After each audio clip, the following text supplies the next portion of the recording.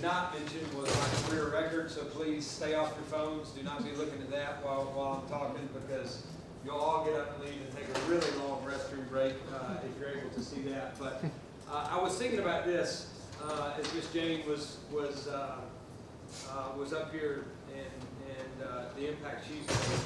My first slide in this thing is hire people who won't let you fail, right? I know Coach Burton also talked about this. One of the biggest things about it is surrounding yourself with great people, right? I think when you're Coach Roscoe, and he would, I know, would tell you the same thing. The questions become, as a dad, right? How do you keep it's not how am I a great football coach, and then how do I go home and be a great father? The only way, in my opinion, this thing works is how does your wife and your family incorporate themselves into your football?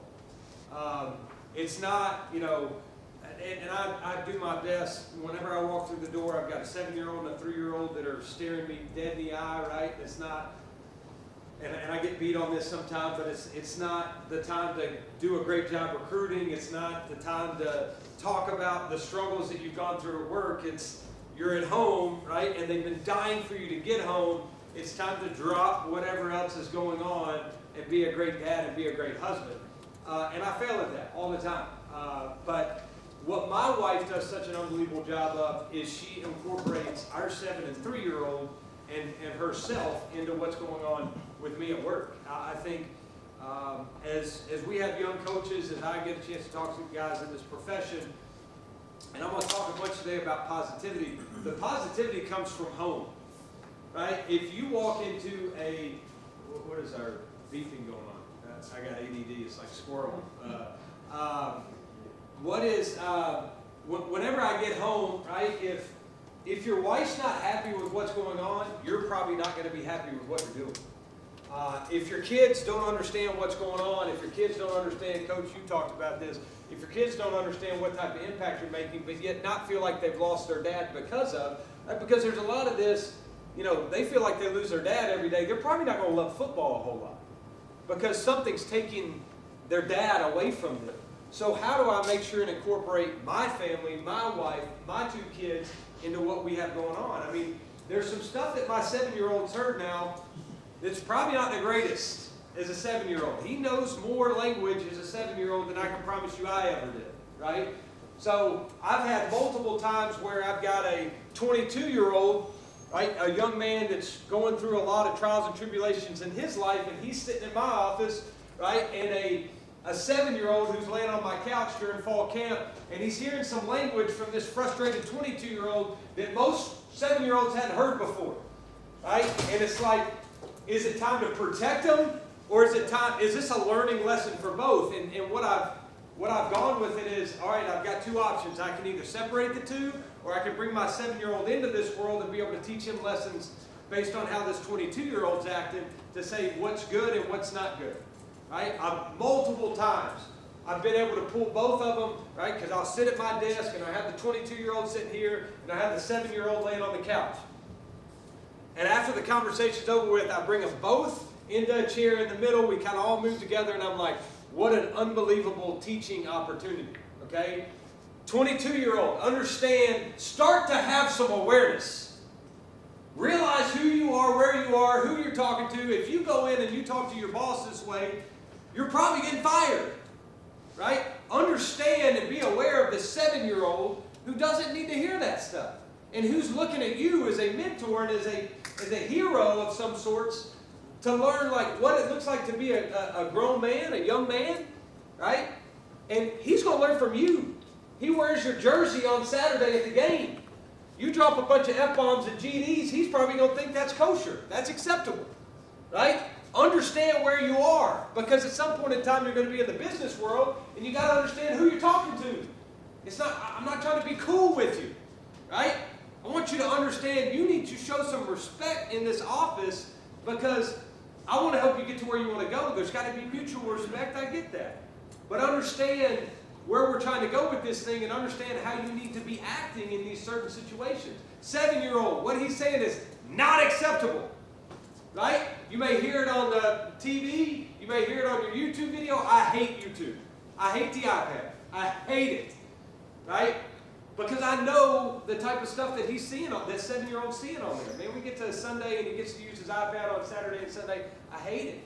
I just want to take him outside. Let's get outside, because I don't know what he's watching. I can put the child locks on it, all I want to. Right? But the real child locks are taken off whenever he comes in this building. He's able to see real world, right, examples. Can we figure out what that noise is out there? Turn, do you mind being my fix-it-all? But the real world opportunities for him to be able to learn and grow happen a lot of times in here. But I say all that because I'm sitting there listening to Miss Jane, and I'm thinking about the support that she has shown her husband, right? And how much of a team that is. Right? You want to see what a happy marriage looks like, you watch them. They're an unbelievable example of this. But it's because she sacrificed so much to be his #1 support system, right? And sometimes we as coaches don't realize what our spouses give up to be supportive of us. But it doesn't work without that. So many times, and you know, our young coaches are figuring this out. If you don't marry somebody who understands, believes, and wants to be a part of what you're doing, this profession is going to be really hard. Because there's always the, hey, why aren't you at home, right? Why aren't you doing this? Why aren't you doing this with the kids? Oh, another recruiting meeting, right? Oh, another recruiting weekend. Oh, another phone call that's taking time away from me. If you don't have somebody who's in it, right? I try to FaceTime my wife on in-home visits. I know I'm away from home. I get a chance to see her again. It's a selfish decision. But she's also now like, hey, how'd it go with the quarterback? Right? How'd it go with that wideout? You know, there's an investment. How do I find ways to make sure my wife is a part of what's going on? And from a positivity perspective, I mean this. If it's positive at home, it'll be positive at work. One of my #1 things that I got to do is make sure that our coaches' wives have an unbelievable experience here. I tell a great story when I was at Austin Peay. Right? Whatever I could do, okay, with a lack of resources, I wanted to make sure that I did for coaches' wives. So parking spots at home games, okay? We got like parking spots for 75 media members, right? We have the nation's longest losing streak. I promise you, 75 media people are not coming. Right? We had like the one student newspaper person who came. Other than that, there were 74 empty spots, okay? So I had some of our coaches that would go stand on game day, and we would block off some of the spots for our wives, right? To make sure that they felt really good about, like, they're taking care of me.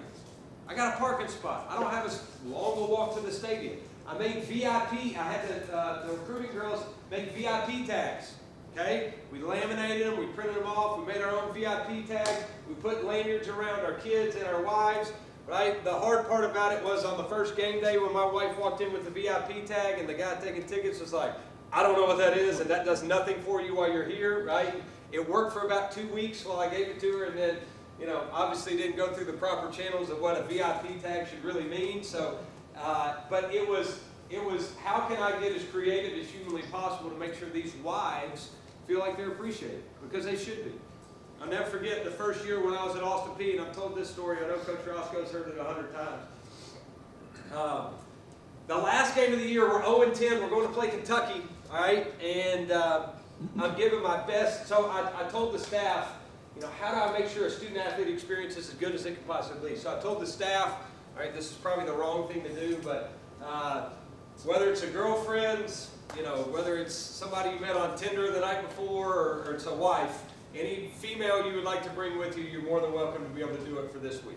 All right, how do I make up for 0-10? How do I give you a great experience as an assistant coach? So all the guys bring their wives on the trip, right? We go to Kentucky, we stay at the Gateway Marriott, unbelievable spot to stay. And I set them all up with a spa day, okay? And so the day of the game, Saturday of the game, I'm up there, I'm speaking to the team, giving my best Newton Rockney speech, right? And Carter Crutchfield, who's now the assistant to the head coach for the LA Rams, was our director of football ops at the moment, okay? And he knocks on the door, opens up the door right in the middle of the speech, and I'm like, man, I was rolling. Like, what in the world? Like, why are you stopping this? And there's two managers from the Marriott that are standing right behind me. And so I look over and I'm like, something's not good. You know, one of our players may have gotten in trouble, whatever it may be. And so I'm like, what is it? And he's like, well, I need to see it. So New Rockney, I mean, probably one of the greatest speeches of all time, right? I have to walk over and he said, Will, your debit card just declined. Debit card. Now, this is not a credit card. I've already maxed out 2 of those. I had a 615 credit score whenever I got here, so do not talk financial literacy with me, all right? My debit card had declined. This is November the 20th, right? Kind of right before Thanksgiving. And so I did what any really good friend would do and boss would do. I said, how much money do you have? Is there any way you can call your parents? And I get paid next week. I'll be glad to pay you back. Maybe I'll give you a little interest on top of this thing. But I really need $450 was what I think what was left on the tab. I need you to pay this so that we can at least leave this hotel without getting arrested. So Carter called home, right? Dalton, Georgia, called home and got the $450. We paid for it, and a week later, I was able to pay him back. But to me, whatever extent you can go to make sure that the wives, right, and that the kids are involved. Coach Roscoe talked about it. One of my favorite things to do for an interview is have a bunch of kids around. Right? Matt Helms, who's here with us now, is one of our offensive quality control guys. I remember one of his first days on the job, right? We're getting ready for our first game, playing Gardner Webb, and there's like 6 kids playing hide-and-go-seek underneath them, right? And he's like, what is this child care that we're going through, right? And 6 weeks later, he's playing hide-and-go-seek with them on the Sunday during the week. Right? Just to see, I don't apologize for having kids around. I don't apologize for having wives around. We have family night on Sunday nights, right? We have a cookout. We from about 6 to 7:30, all the wives come, all the kids come. They're running around. It's a great break for us. Wednesday night's date night. We go to a different restaurant around the city, which is unbelievable. Going from Clarksville, Tennessee, where there are about 3 restaurants, to Charlotte, North Carolina, where we haven't gotten to a 10th of them. But it's a chance for us to relax. It breaks the week up for the wives. My wife really looks forward to Wednesday night. And then Friday, anytime they want to travel with us, they travel with us. There is no wives trip. They want to go, they go. And our kids are starting to get old enough where they can travel with us, so that's going to bring a different dynamic, right? Of my 7-year-old or 8-year-old being on the bus, right? That's going to be a different dynamic, but a lot of fun. I look forward to that. Kids sitting on the front row at team meetings, right, during summer camp. When they can be here, make it a priority that they're here, because I mean this when I say this. If it is positive when you go home, if your significant other agrees and believes in what you're doing and feels a part of it, then you'll be much more positive when you're at work, okay? So hiring people who fail is hiring like-minded people. Not people who are the same, because I believe you need to bring people into it that have different strengths, right? Like, what is my strength as a head coach? I'm not the greatest football coach by any stretch of the imagination. I'm not as schematic. I'm not going to pencil with you, right? I'm not going to go up there and draw up some scheme that you're going to be like, man, this is unbelievable. Look at what this guy knows offensively, defensively, special teams wise. What I love to do is I feel like I bring value whenever it comes to fundraising, friend raising, right? Support, marketing, hiring the right type of people, creating culture, more of a CEO type philosophy. That's where I feel like I bring value. I hire unbelievable schematic coaches who are like-minded in their values, right? Who believe in a student-athlete experience, who believe in relationships, who believe in demanding, not demeaning, right? Who believe in, they're self-motivated. I'll be honest with you. At this place, you're going to get out of it whatever you put into it, okay? Like, I'm not going to micromanage. I'm not going to sit here and I'm going to say, you got to be doing this at this time. It is not a dictatorship. I listen in this room to all the ideas of the guys that are in here, right? But at the end of the day, if you're self-motivated, you'll be successful here. If you want to sit back, relax, and leave a little bit early, you have the freedom to do it, right? But you better be getting your job done, okay? But hiring like-minded people, but yet people who are able to help you with some of your weaknesses, right? Like I talked about from a schematic perspective. Surrounding yourself with people who won't let you fail. I've always been the type of player, I was motivated by guys I didn't want to disappoint, right? I could take hard coaching. I was good with all that stuff, but I always, I was a little bit more motivated when I didn't want to let my brother fail or my coach fail. Our offensive coordinator right now was my quarterback's coach in college. It killed me when I disappointed him. It killed me when I disappointed my father. Killed me when I disappointed my granddad. So those were people that I wanted to make sure to work a little bit extra, right, to make sure that I didn't disappoint those guys. So I believe the same thing can go with the staff, right? It should be personal to guys on your staff when you don't succeed.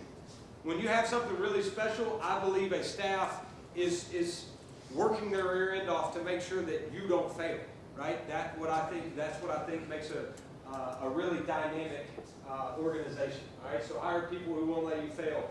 I catch a lot of grief about hiring friends. I do, especially when things don't go right. You know, hey, our defensive statistics last year were terrible. Well, it's because Will hires all of his friends.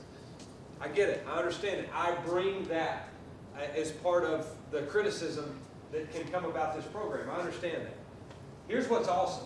Okay, we have 5 out of 10 new coaches here. I've had 16 new coaches in 3 years. Okay, you're hiring the right guys. I understand that. It's great. It still doesn't mean that you can go to Alabama all you want. It still doesn't mean that I'm okay with that, right? I'm not content with that. Oh, you should go take that job. I don't want anybody to leave here, okay? But the reality of the situation is we hired Greg Brown, right? We hired Cap Dede. We hired Brian Baker. Tyler Chadwick was bumped up to another position. Corday Hankton we just hired. Those guys are going to be friends too, right? I mean, they may not have been as friends for as long, but those guys are going to be friends too. Here's what I enjoy about friendship, okay? To me, your friends and your family are the ones you can be the most honest with, right? The ones that you can tell the real truth to, and they know there's a relationship behind it where they'll respond. It's no different with players, right? How do I make sure and develop a relationship with these guys where I can coach them hard, but every single time they lay their head on the pillow at night, they know I love them and I care about them, right? Using that word a lot, love. Most people haven't, especially men, don't use it a whole lot. I use it a lot. But there's got to be something behind it. It sounds great, but are you truly investing in that relationship where they know you actually really do love them and care about them? I think that's part of how do you create an organization where you put people around you who won't let you fail. One of the best pieces of advice I got, I called Mike London. I was in a hotel room in Atlanta, Georgia, going to the state championships in Georgia, and I called Mike London, who had just been fired as a head coach at UVA. He coached me for 1 year in college at Richmond. And I said, what advice would you give me as I'm interviewing for this Austin Peay job? He said, hire people who won't let you fail. Don't hire the biggest splash. Don't hire the one that everybody tells you need to hire. Put people around you who won't let you fail. And as a young coach, this is really important, right? To make sure that the people around you, it has no age, right? That's what I'm learning about this thing. It has no age. But at some point in time, you're going to make a decision that people are going to be like I got Bake and Greg in here, they work for Nick Saban. They work for some of the greatest people on the face of the planet, some of the best coaches ever. You don't think they sit here and they're like, this 12-year-old doesn't know what the hell he's doing, right? But at the end of the day, whenever we have opportunities, because I want to listen to their ideas, I want to make sure that I've got the best plan for our guys, right? And when we leave this room, ready, break, we're all on the same page. Let's go make sure that we're preaching these things like it's the greatest invention since sliced bread. Hire people who won't let you fail, to me, is the most important thing with this entire profession, right? We talked a bunch, and I know today's speech is about positivity. With what we've been through over the last 2.5 years, right? Positivity, the act of being positive, okay, to me is extremely important. And as we just talk about, to me, what's important, and I've got my slide here at the end, a Tony Bennett quote that I love, okay? Everything that should happen in this program should be bigger than just football. Here's the coolest part about it is most of the guys, not all of them, right? Most of the guys really love this game. So here's what it does. This game provides you an opportunity as somebody who's been through it, right, who truly cares about them and cares about them more than just a game of football and their success and their identity outside the game of football, right? Do we care about them as husbands and as fathers? So what are you teaching to them while they're in this room? What are you holding them accountable for? And is it bigger than just football, or is it just helping you win, right? That's a question I ask myself a lot. How is this going to help them be in the real world? How's it going to help them as a husband? How's it going to help them as a father? Coach Roscoe talked about this, shake a hand, okay? here's the rule. If anybody comes in this facility and our players don't know your first and last name, they got to walk up, shake your hand, introduce themselves. My name's Will Healy. I'm a sophomore quarterback. I'm from Chattanooga, Tennessee. Not, my name's Will Healy. I'm from Chattanooga. Yeah. Or like Kofi did yesterday. Hey, I'm Kofi. What the heck's your last name? Right? Where are you from? Tell me a little bit about yourself. Thanks for coming, right? Thanks for being around this place. How did they shake your hand? Did they look you in the eye? Because guess what? Every single time they do it, they get better at making a first impression. What is a first impression? A job interview. Whether that be in the NFL or whether that be with a Fortune 500 company. Every single time they get more and more confident with shaking your hand, right? They're going to win a job interview. They're going to separate themselves. They're going to make themselves different. The other thing about it for me that's awesome is I get a chance to see who's truly bought in and who's not. I get two different reactions, right? I get the 18-year-old who's not real sure of himself. Coach Roscoe walks in and I kind of get one of these, like, walk behind the screen just to make sure I don't see it, right? And then I get the other one who's a 24-year-old quarterback, right, who walks up to him first thing, he can't wait to shake his hand. And then what you've done from a culture perspective is, how does it feel, right? To me, that's what culture is. How does it feel? You feel welcomed, right? You feel accessibility. It's really, really hard in this game of Division I football to feel like you're at a place that you're wanted as a visitor, right? But every single time our guys do that, you feel like, hey, I like these guys.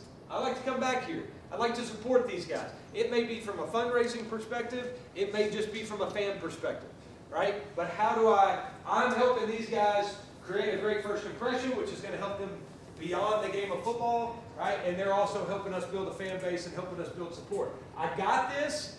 My first meeting at Austin Peay, 2016, January of 2016. I'm standing up against the corner in the room. I got my little blazer on. I know these dudes out here who've just gone 0-11 are looking at it like, this is the guy they hired to be the head coach at Austin Peay, right? We got the nation's longest losing streak, and then they hired the 12-year-old who's never been a coordinator, right? Great, we're in great hands, right? And they all walk in, they give me this dead fish handshake. Half of them have their pants below their butt, right? They're mumbling, all that stuff.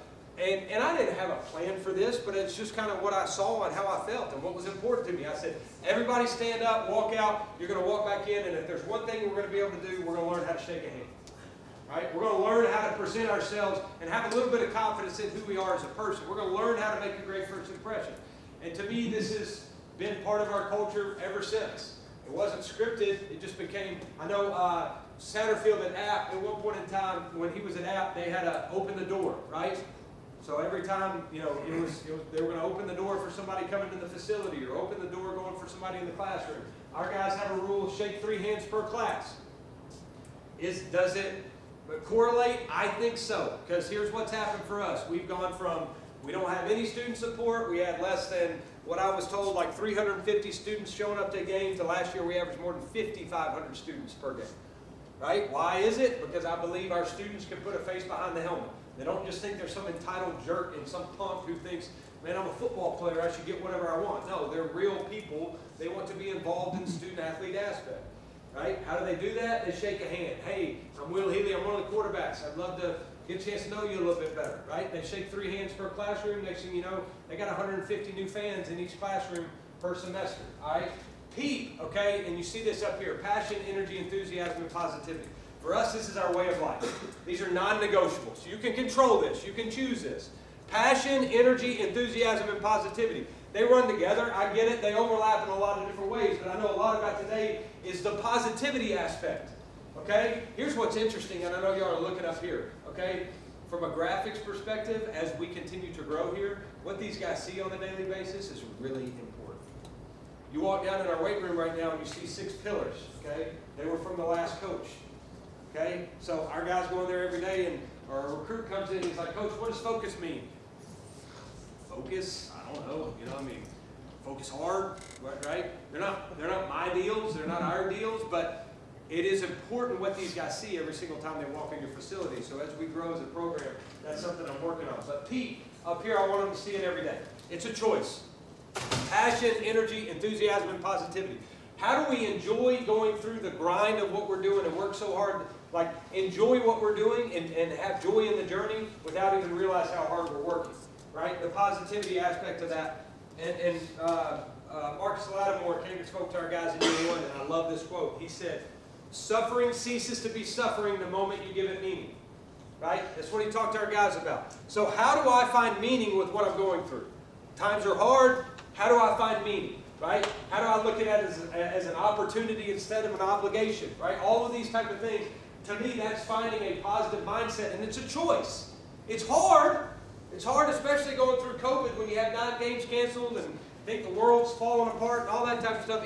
It's not easy, but everything worth the salt is gonna be hard work, right? You're gonna have to go through something. So how do we find ways to remain positive even when we're going through some crap? And to me, that is transcending this game. That's transcending football. It's extremely important. We talked about family. That's my 7-year-old on the field pregame. Love him, awesome. I mean, he's the daddy's boy, right? The 3-year-old wants nothing to do with me, okay? Nothing to do with me. He's a complete mama's boy. Experience, to me, I told our guys here, whenever I interviewed for this job, there's 2 things that I'm going to make every decision on. Student-athlete experience and coach's experience. Not mine, right? Assistant coach's experience, right? So everything that I want to raise money for, everything that I want to build has everything to do with a student-athlete experience and an assistant coaching experience. I want it to be hard for people to leave here. When they get an opportunity to go to Clemson, right, I still want them to be able to look and say, man, that was a hard decision. That was really hard. Well, Joe Cox just left here to go take the tight end's job at Alabama. Unbelievable coach, great friend of mine, right? I still want it to be hard for him to go take that job even though he's the lowest paid coach on Alabama staff and got a 400% pay increase, right? I understand that. He's got twin boys. He just had, like from a family situation, unbelievable opportunity for him. I want it to be hard, and I'm sick of saying, I understand that move. Bull crap. Build this place to where nobody understands why you want to leave. That's my goal, right? So from a student-athlete experience and a coach's experience, I want to make sure that it's to me, a place is about people, right? So when you have a lot of resources and you have great people, it's impossible to beat, right? But as you're building from a resource perspective, then you better make sure that the people here are so involved in the servant-like mentality, right? That what can I do to help you reach your aspirations? How can I help you go from where you are to where you want to go? I'm so caught up in how do I make sure that the people's lives around me are better, that it's not about me, right? I am committed to celebrating your success. That needs to be our players. That needs to be our coaches, right? It's bigger than me. And I work my rear end off of this. With this comes gratitude. I'm not dealing with entitled players, right? If our equipment guy gives you a sock, I better hear thank you so much and act like it's the greatest gift on the face of the planet, right? How can I show gratitude? I know you talked a little bit about gratitude too. I'm not settling, right? But being thankful for the opportunities you're given, not entitled, right? How do you make it cool? To me, right, this is part of branding and marketing. How do we make this place cool for prospects to come play here, right? And then how can players show buy-in? I talked about the shake a hand, right? I talk about peep, okay? A lot of them will tell me this, Coach, it's just me. I'm just a chill guy. I'm relaxed, right? Coach, I don't want to be a cheerleader, right? I'm not trying to be some sideline cheerleader, right? Fine. I'm good with who you are. I'm good with your values and all those type of things. But let me just tell you what chill does. It makes you average, right? I'm trying to do something. I'm trying to help you learn some lessons that separate you, that make you different, that help you get that job interview. If there's 12 chill guys, right, then it's just kind of like, I don't know if any of them are going to be great, but we'll just take a shot with him. If there's one guy who stands out, right, then you got a better chance to be able to create opportunities for yourself. I talk to our guys all the time about, here's Alex Highsmith, right? Former walk-on, okay? Didn't even change in the same locker room as everybody else, right? It becomes a 3rd-round draft pick. One of the things that people wrote about with him at the Combine is he goes into the room and every team he met with, he went and shook everybody's hand in the room. It separated him and made a difference, right? Coach Tomlin talked about it whenever they drafted him. They knew he was going to be a program guy because he was willing to do some things that were unique and different. He presented himself the right way. He's a guy who made other people want to invest in him, right? That's important. That's a really important lesson for our guys to be able to learn. Right? Marketing, we talked about some of this stuff, but positivity, right? You can see some of the stuff from the 5,200 students, right, at the Middle Tennessee game, right? But how do we make it cool? Okay, is also how do we find ways to be able to add support and bring some positivity around your culture? Now, when you create some of these things, understand you're going to get some criticism with it too if you don't win. Right? The more of a buzz you create, the more people are trying to knock you down. The more you win, people are trying to find ways to be able to knock you down. I get that. I welcome that. I want expectations here. Okay? I'll give you a great story about this one right here. So, first Power 5 game we hosted this past year was Duke on campus. Unbelievable game, unbelievable way that we were able to find a way to win the game at the end. Big time environment and a big win, a program win, right? Well, the next day they have game day here for Clemson, Georgia, okay, in Charlotte, in our home city. And one of the guys, Danny Morrison, who used to be the president of the Panthers, told me in the summer, he said, if you beat Duke, I'll get you on game day the next day. I'm like, what do you mean if? We're going to. Like, get ready, you know. And I don't really know if Danny really thought we were going to beat them, but as soon as the game was over with, I was like, you just tell me what time I got to be there tomorrow, right? So he got it done. He got me on game day. And I'm walking to the turf there with Gene Wojciechowski and with Matt Rule. All right, Matt had spoken to our team on Thursday night, was at the game on Friday. And for me, how do we incorporate this program with our city, right? The Panthers and the Hornets are big ways for us to be able to do that. So we're walking to the turf. I got my earpiece in. I'm walking with Gene Wojciechowski, and I'm like, holy cow, right? Game day. This is unbelievable. I mean, this is like an out-of-body experience. Like, this is cool, right? What's the thing you're thinking? I've made it, okay? I've made it. This is big time. So I put my earpiece in. I sit down. Matt Rule, Gene Wojciechowski, Kirk Herbstreit gets on there, and he's like, Matty, you know, great to see you, man, and this is awesome. You know, so glad to see you again. And he said, hey, Coach Healy, great win last night. I'm like, damn. You haven't made it, big fella. You have not made it. Right? Coach Healy, I'll take it. I'm good, you know, but you still got a long way to go. So there's always those opportunities, especially for me as a young guy. I'll tell you one more good one to kind of bring you back down to earth. My first year, you nod like you do with Jane, all right? You tell me when you're ready. All right, first year at Austin Peay, okay? First meeting I had, I told our guys there's three things, okay? We're 0-11, we got a chant that says let's go P, and we wear a Russell.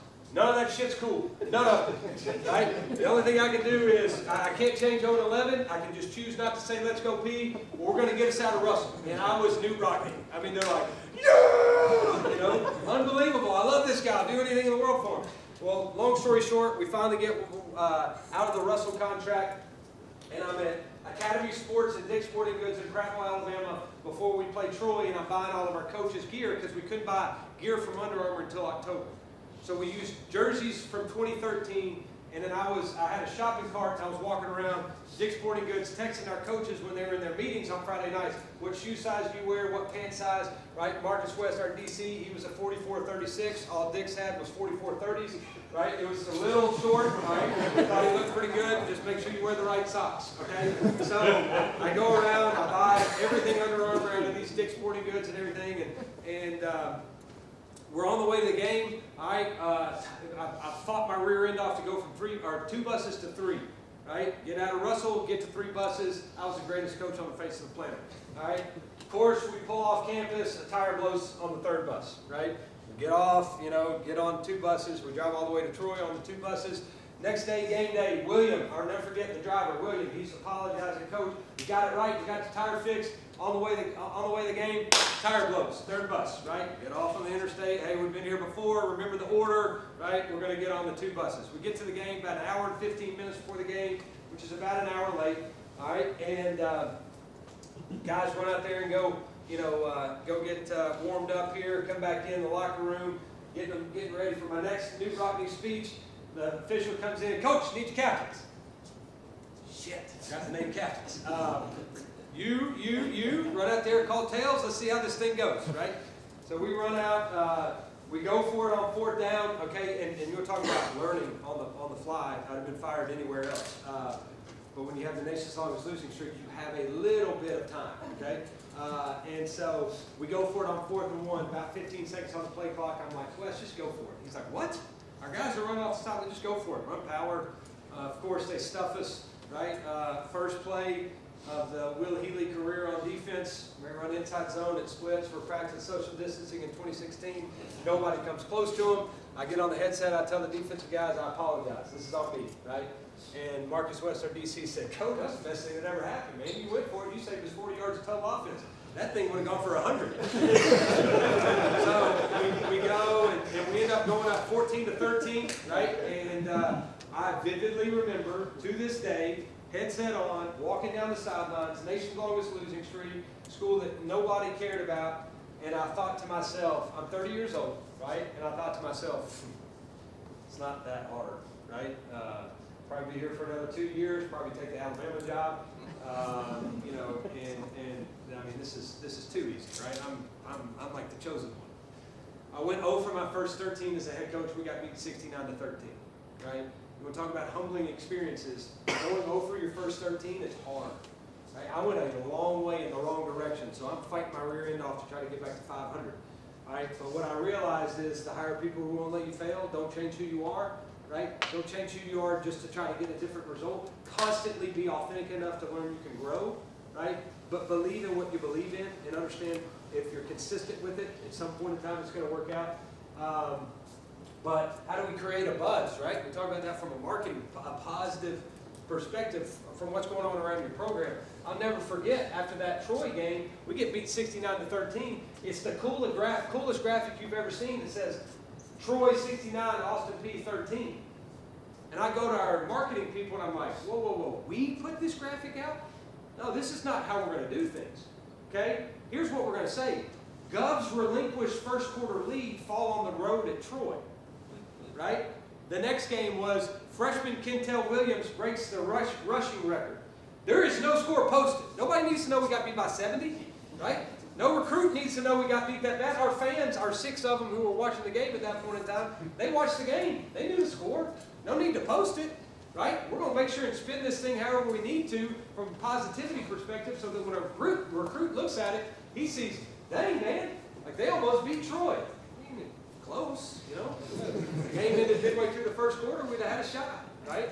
Same thing with the, you know what we used to show on, we were playing Kentucky the last game, 0-10. All right, we're up 13-0 on the road at Kentucky. We're driving, we got the ball about the 15-yard line to go up 20-0. And that morning I'd watched Game Day, and Lee Corso said, when he was the head coach at Indiana, they went up and played Ohio State. They kicked an extra point to go up 7-6. Corso called a timeout. He had his team take a picture in front of the scoreboard that said Indiana 7, Ohio State 6, and he blew it up, put it up behind his desk. So every recruit walked in, thought they beat Ohio State. They got beat like 49-7, but nobody knew that, right? So I got on the headset and I told the staff, if we score here, okay, because I know what's about to happen. They're about to wake up soon, right? If we score here, I'm calling timeout. We're taking a picture in front of the scoreboard. Right? The next play we throw a pick, they beat us 49-13. I never even got to take the picture. But from a recruiting perspective, guess what we showed? We showed the Troy game until it got to 14-13. We showed the Kentucky game when it was 13-0.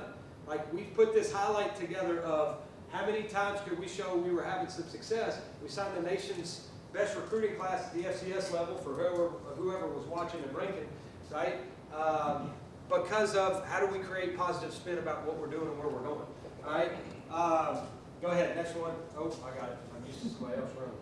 All right? Program culture, we talked about positivity always coincides, right? Positivity always carries over. Okay, so positivity is at the top of what we do. Authenticity to me is this, like, here's who I am, here's what I believe in, here's where I want to go, but I always understand there's room to grow.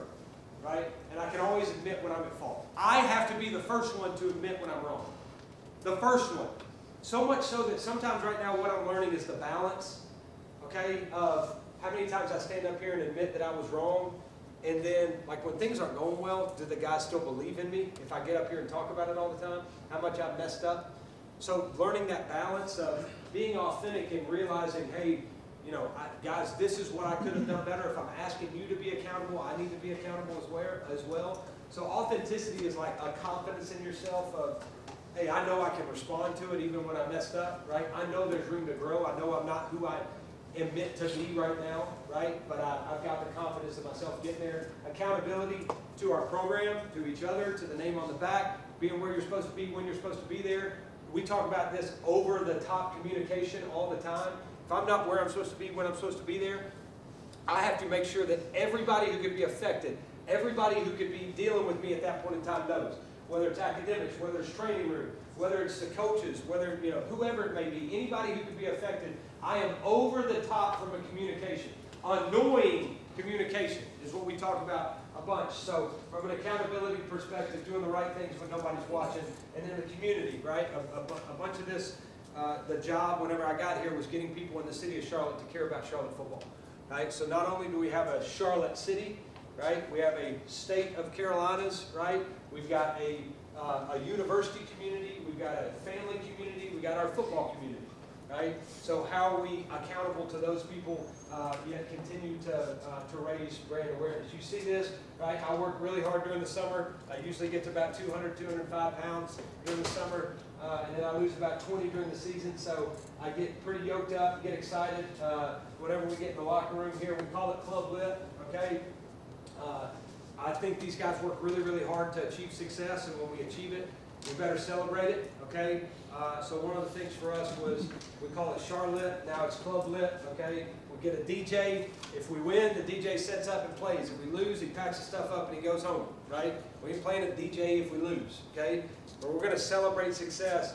And we were playing FIU this year, and we didn't finish very well, right? They scored some late points on us. It was kind of ugly as we got out of there.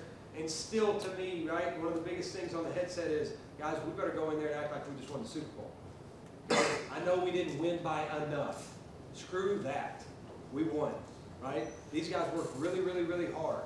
So we're going to enjoy this, and then Monday, right, comes correction day. Now we'll get better, okay? But when it's happening, we're going to enjoy it. You see the goggles here. You see I got to come up with something new. I put the Norm head on and all that type of stuff. How can I get creative to make sure these guys want to fight for that feeling again, all right? Community standpoint, this is my man Devin Kaiser, all right? Devin was a 10-year-old that was fighting cancer for a long time, passed away about 2 months ago, maybe a month ago. I'll never forget sitting in this meeting room during camp and watching this 9-year-old take his first steps into this meeting room, right? A guy who'd been in the hospital 4 separate times, been in the hospital since he was 4 years old, at Children's Levine's Hospital, and watching a bunch of dudes, like some guys, selfish guys, thinking it was kind of about themselves, selfish in a bad way, right?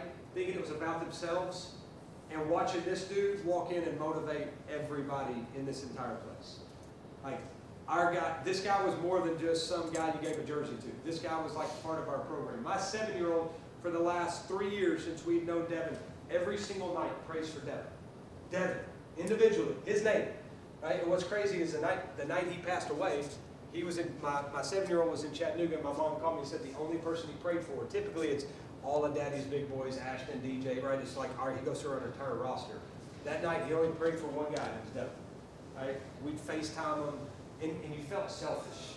I mean, to be honest with you, you felt selfish when you got a chance to go home to your 7-year-old, right? And your 3-year-olds who were perfectly healthy and running around, right? And then you go to the hospital and you go visit him, and you got 2 parents who have spent their the last 6 years in the hospital, right? The blessings that, I felt guilty, but there's no question about it that that's bigger than football, and it was amazing to watch.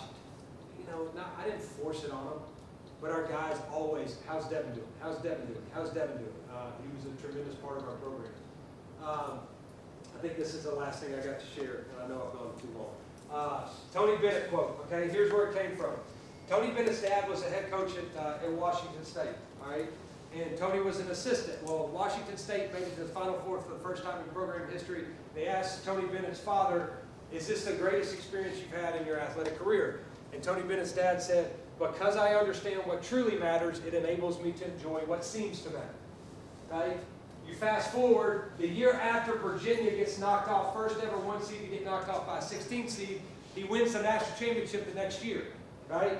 And they asked him the same question. He said, this reminds me of an assistant coach sitting in the back of the room listening to my father talk when we went to the Final Four. He said, because I understand what truly matters, it enables me to enjoy what seems to matter. What truly matters? What's bigger than this game? We got a carrot, we can dangle it in front of them because they love the game of football. What truly matters, are they a grown man by the time they leave this place? What habits are they creating? Do they understand what it looks like to be a dad? Do they understand what it looks like to be a husband? Do they understand by watching you what it looks like to live a life, right, where we're leaving a legacy?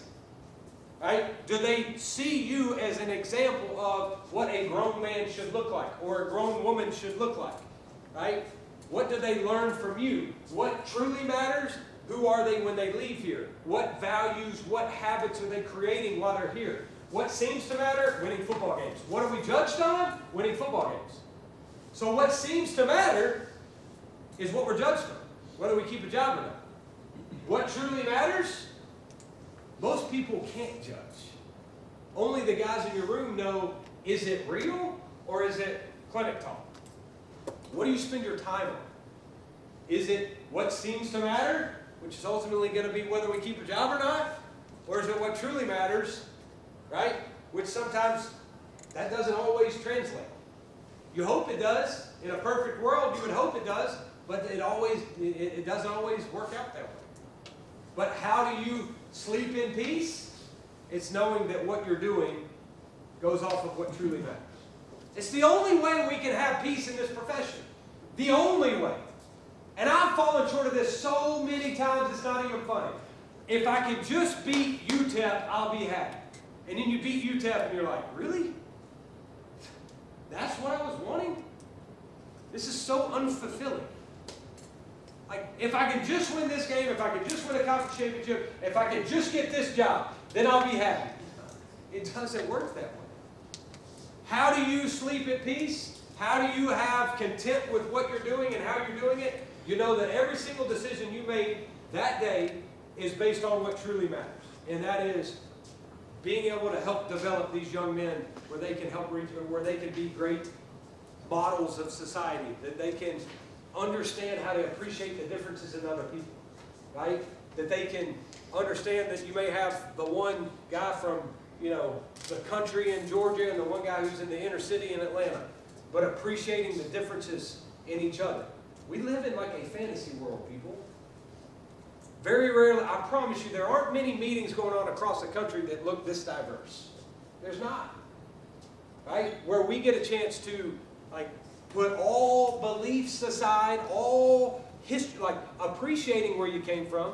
Right? By the end of the day, we get to put a jersey on and all of a sudden we're on the same page. We go fight for the same things. That's not real life. Even the church doesn't work that way right now. Right? The church right now is one of the most segregated areas in the United States of America. But football, athletics, allows us to be able to live, my 7-year-old gets to live a different life because of this game. He gets to appreciate the differences in other people based on this game, right? And I think that ultimately is what gives me peace. And also understand from an authenticity perspective, I've got so much work to do to really live by this instead of just preaching this. All right? Any questions you got for me? Anybody?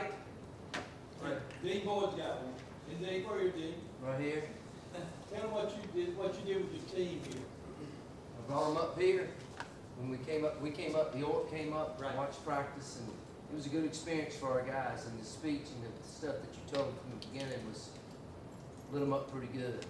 That's good. I remember I had one over there, I think it was in sunglasses and whatnot at the very beginning. And before I could get to him, you did. And I think it means a lot for them to hear it from somebody else besides us sometimes, especially somebody that they're aspiring to go after or something that is their goal. So I appreciate it. Isn't it amazing how you can have the right intentions, but all of a sudden somebody can come in and say the exact same thing just in a different way or be a different person and they listen to it? I mean, that's we have to realize that. I have a lot of guys who come in and I want, whether it's Steve Smith or Matt Rule or, Inky Johnson or whatever it may be, right? One of the things you got to be careful of is having too many messages. So making sure that the messages stay consistent, but sometimes you never know who's going to. Maurice Claret's one of the most powerful guys I've ever listened to speak. He's got an unbelievable story. And sometimes those guys can relate to different people who have maybe been on a similar path or had similar experiences. My biggest thing, right, and the thing I go through to coach a bunch is, coach, you don't understand. How many times do we hear that, right? Coach, you don't understand. Look, I'm going to be the first to tell you, I don't understand. But I care enough about you where I want to learn more, and I want to be here to be able to assist you and help you and give you guidance. I'm not, I understand. No, I don't understand what it's like to lose my dad. I haven't lost my dad, right? I don't understand what that's like to go through. But I care enough about you where I want to listen, I want to learn, and I want to be here for you. Because the number one way we tune players out is, I understand, when they know you don't.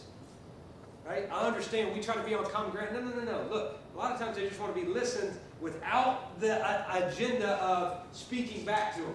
I make this mistake all the time. Right? You sit here and you listen to a guy that really, in the back of my mind, I'm thinking, I can't talk sense into an insane person. Like, I don't know what he's saying right now. This makes no sense to me. I don't get it. He's in a different type of headspace. But instead of listening to respond, I've got to listen to truly listen. And even though it may be a little out there, I still know if he's got that perception, there may be another one who has the same, right? And so how do I find ways to be able to eliminate that perception within our group? But I appreciate you saying that. We got an unbelievable group of people. You know, our players, we've got 99% of them, I would leave at home with my 7 and 3-year-old and know that they're in great hands. You know, but it's a fun group to go coach. What else? Anybody? Appreciate y'all. Thanks a lot. Great job.